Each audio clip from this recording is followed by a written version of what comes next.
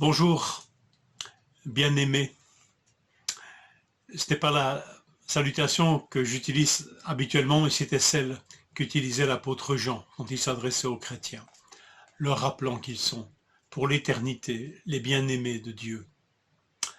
Alors, quelle douce façon et agréable façon de vous souhaiter une bonne journée ainsi, bien-aimés.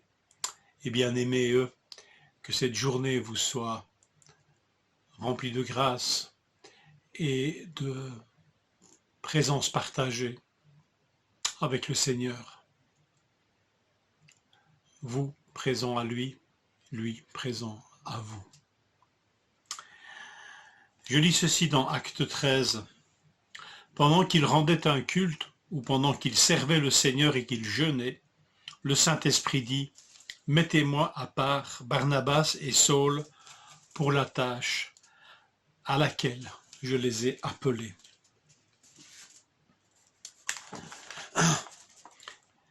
Le chapitre 13 débute en fait le cycle de Paul. Hier, nous avons vu que l'effacement de Pierre correspond à la mise en évidence du ministère de Paul. Paul en Galates 2,8 disait ceci, « Car celui qui a fait de Pierre l'apôtre des circoncis, donc des Juifs, a aussi fait de moi l'apôtre des non-Juifs. » En route vers les nations. Voilà le mouvement maintenant du livre des Actes. Et celui qui a été appelé pour porter l'évangile aux nations, c'est Paul. Mais le chapitre 13 nous rappelle peut-être quelque chose qui colle à l'actualité. Avant d'être envoyé, avant de faire quoi que ce soit, il faut une excellente connexion avec le ciel. Analysons de suite la liaison avec Dieu par l'Esprit Saint.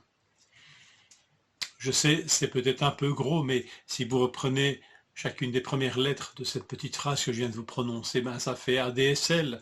Analysons de suite la liaison avec Dieu par l'Esprit Saint. L'Église d'Antioche est capable d'entendre les directives du Saint-Esprit et y répondre. Donc la connexion est performante. Si les ressources d'Internet semblent être une des leçons de ce confinement, à condition d'avoir une bonne connexion.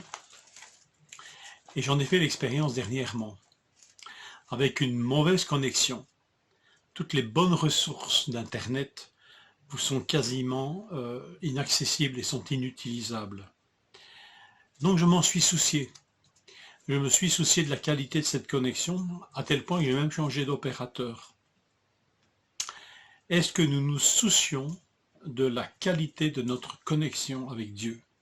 Père, Fils et Saint-Esprit. Le texte nous dit que c'est pendant qu'il servait le Seigneur et qu'il jeûnait que le Saint-Esprit dit. Pendant qu'il servait le Seigneur, servir, c'est ce verbe a donné en français le mot liturgie, donc c'est un verbe, hein, mais il a donné le substantif, le mot liturgie. D'où certaines traductions, dont la seconde 21, pendant qu'il rendait un culte. En fait, c'est ce verbe qui est utilisé aussi en Hébreux 10, verset 11, pour parler de la fonction des sacrificateurs, offrir des sacrifices.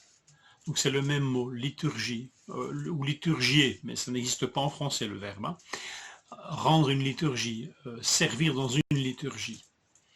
Mais ce mot est utilisé aussi dans l'épître aux Romains, pour nous parler en fait de l'assistance matérielle par des dons d'argent pour des frères dans la difficulté.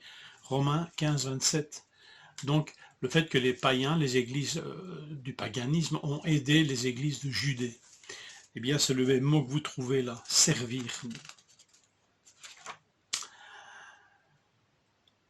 Ce verbe est intéressant, je vous lis sa définition dans un lexique. Dans le grec séculier, c'est servir l'État à son propre coût.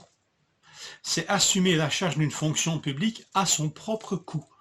Donc, il faut être désintéressé. C'est servir en étant désintéressé, même servir l'État. Dans un deuxième temps, et c'est le sens que nous trouvons plus utilisé dans le Nouveau Testament, c'est faire un service, c'est réaliser un travail. celui du sacrificateur ou des sacrificateurs et des Lévites qui étaient occupés au rite sacré et au tabernacle et au temple. C'est ce que je vous ai lu notamment dans Hébreux 10. Mais c'est aussi le service de tous les chrétiens qui servent donc Christ, soit par la prière, soit en instruisant les autres, chrétiens, non chrétiens, en route pour la foi, enfin bref, ou encore d'autres manières. Et enfin, dans un troisième sens, c'est ceux qui aident les autres par leurs ressources et soulagent leur pauvreté. On peut dire qu'à Antioche, les chrétiens et chrétiennes servaient Dieu dans tous ces domaines. Pendant qu'ils servaient et qu'ils jeûnaient, et vous verrez qu'après l'appel de Paul et de Barnabas, pour le confirmer, ils continuèrent à jeûner et prier. Jeûner est associé à prier. Une prière jeûnante, si on peut dire, une prière avec le jeûne. Donc associé à la prière. Il semble que le service et le jeûne sont manifestement de bonnes actions et dispositions servant les liens avec le Saint-Esprit. Encore un ADSL. En ce temps de vérification de l'état de nos connexions Internet, de l'essai d'outils de connexion virtuelle, ne serait-il pas urgent aussi de vérifier l'état de notre connexion avec Dieu par l'Esprit Saint? Je relis. Pendant qu'ils servaient le Seigneur et qu'ils jeûnaient, le Saint-Esprit leur dit. Que nous apprenions à entendre cette voix de l'Esprit en entretenant au mieux notre connexion avec lui. Bonne journée.